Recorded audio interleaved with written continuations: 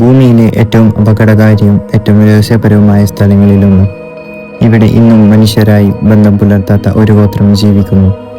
ഇതൊരു കഥയല്ല, ഇത് യാഥാർത്ഥ്യം. ഇതാണ് നോർത്ത് സെന്റിനൽ ഐലൻഡ്. ഇന്ത്യയിലെ നോർത്ത് സെന്റിനൽ ഐലൻഡ് ലോകത്തിലെ ഏറ്റവും രഹസ്യപൂർണവും ഭയാനകവുമായ ദ്വീപുകളിൽ ഒന്ന്. ആൻഡമാൻ സമുദ്രത്തിന്റെ നടുവിൽ കാടുകൾ കൊണ്ട് മൂടപ്പെട്ട ഈ ചെറിയ ദ്വീപ് ആയിരക്കണക്കിന് വർഷങ്ങളായി പുറത്തുള്ള ലോകത്തോട് ബന്ധമില്ലാതെ ജീവിക്കുന്ന സെന്റിനൽ ട്രൈബ് എന്ന ഗോത്രവംശത്തിന്റെ ആവാസ കേന്ദ്രമാണ്. മനുഷ്യർ ചന്ദ്രനിലെത്തി, ഇന്റർനെറ്റിലൂടെ ലോകം ഒന്നായി മാറി. പക്ഷേ ഇവർ ഇന്നും കല്ലുകാല ജീവിതത്തിന്റെ നിഴലിലാണ് ജീവിക്കുന്നത്.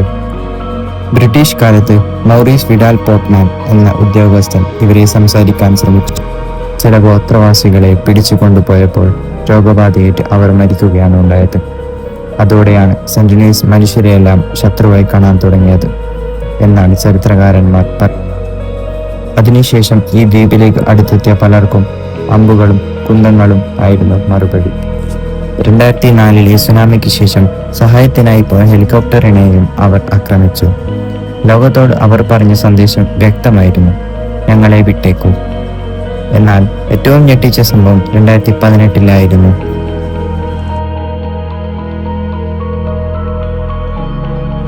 ജോൺ എലൻ ചാവു എന്ന അമേരിക്കൻ യുവാവ് ക്രിസ്തുമതം പ്രചരിപ്പിക്കാൻ വേണ്ടി ദ്വീപിൽ കടന്നു.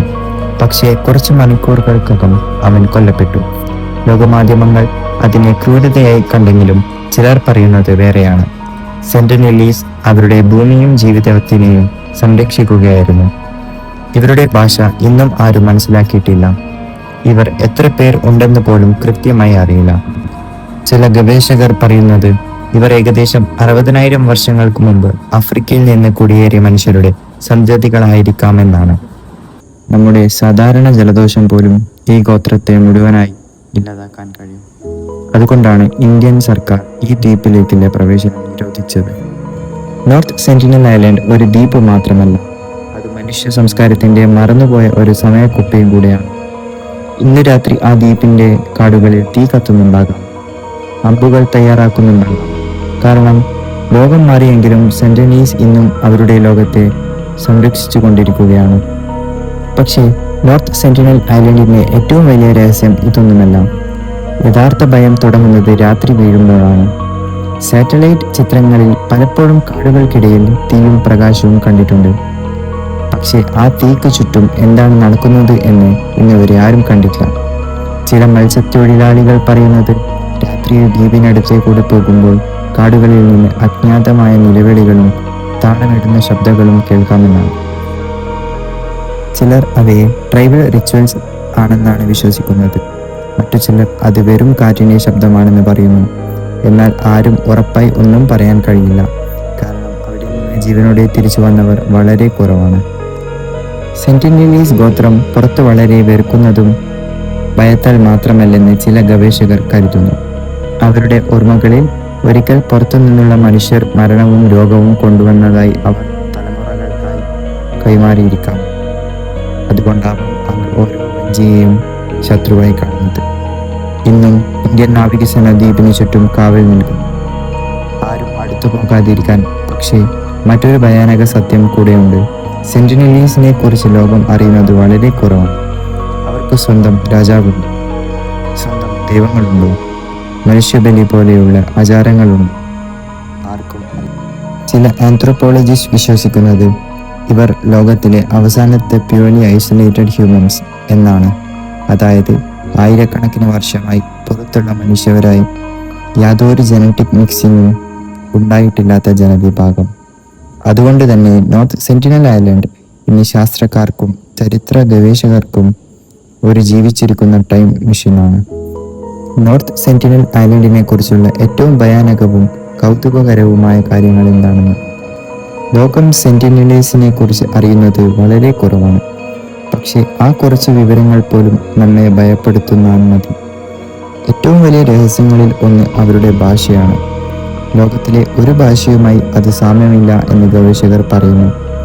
സമീപ ദ്വീപുകളിലെ ഗോത്രക്കാർക്ക് പോലും സെന്റിനലീസ് പറയുന്നത് മനസ്സിലാകുന്നില്ല. അതായത് ആയിരക്കണക്കിന് വർഷങ്ങളായി അവർ പൂർണ്ണമായും ഒറ്റപ്പെട്ട് ജീവിച്ചിരിക്കാം എന്നാണ് ഇതിൻ്റെ അർത്ഥം. മറ്റൊരു വലിയ മിസ്റ്ററി എന്താണെന്നാൽ അവർ എങ്ങനെ ഇത്രയും വർഷം സർവൈവ് ചെയ്തു.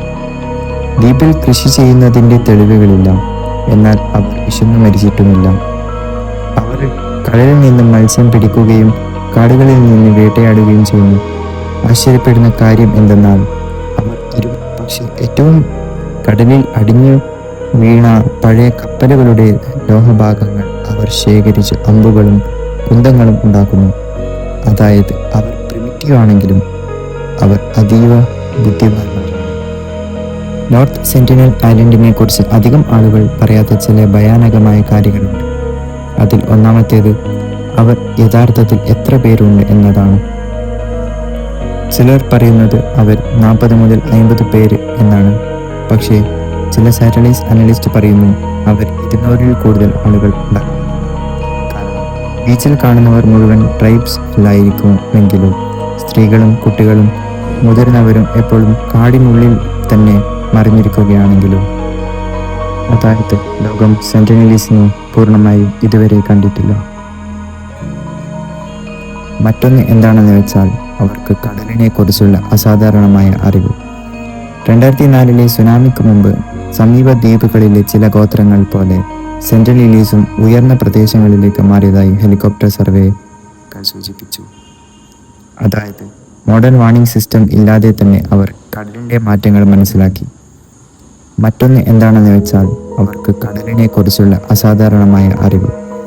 2004-ലെ സുനാമിക്ക് മുമ്പ് സമീപ ദ്വീപുകളിലെ ചില ഗോത്രങ്ങൾ പോലെ സെന്റിനലീസും ഉയർന്ന പ്രദേശങ്ങളിലേക്ക് മാറിയതായി ഹെലികോപ്റ്റർ സർവേകൾ സൂചിപ്പിച്ചു. അതായത് മോഡേൺ വാർണിംഗ് സിസ്റ്റം ഇല്ലാതെ തന്നെ അവർ കടലിൻ്റെ മാറ്റങ്ങൾ മനസ്സിലാക്കി. ചില ആന്ത്രോപോളജിസ്റ്റുകൾ പറയുന്നു തലമുറകളായി പ്രകൃതിയുടെ ചെറിയ മാറ്റങ്ങൾ പോലും വായിക്കാൻ അവർ പഠിച്ചിരിക്കാമെന്നാണ്. ആയിരക്കണക്കിന് വർഷങ്ങളായി പുറം ലോകത്തെ ആശ്രയിക്കാതെ ജീവിച്ച ഒരു മനുഷ്യവർഗം ഇന്നും അവരുടെ സ്വന്തം ഭാഷയും ജീവിത രീതിയും സംരക്ഷിച്ച് ജീവിക്കുന്നു. ലോകം ഇന്നും മുന്നോട്ട് ഓടിക്കൊണ്ടിരിക്കുന്നു. പുതിയ നഗരങ്ങൾ ഉയരുന്നു. സാങ്കേതിക വിദ്യ മനുഷ്യനെ കൂടുതൽ ശക്തനാക്കുന്നു. ഒരു ചെറിയ ദ്വീപ് ഇന്നും സമയം നിർത്തിയിട്ട പോലെ നിലകൊള്ളുന്നു.